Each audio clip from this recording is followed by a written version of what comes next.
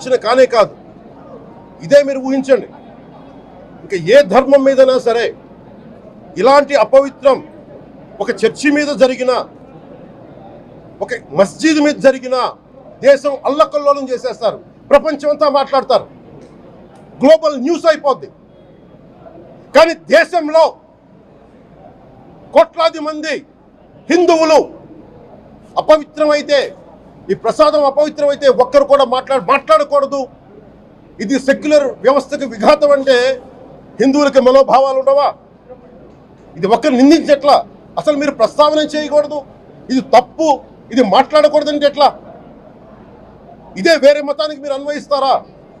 నేను అన్ని మతాలని సమానంగా గౌరవించేవాడిని, ఇస్లాంని గౌరవించేవాడిని, క్రిస్టియానిటీని గౌరవించేవాళ్ళం మేమందరం.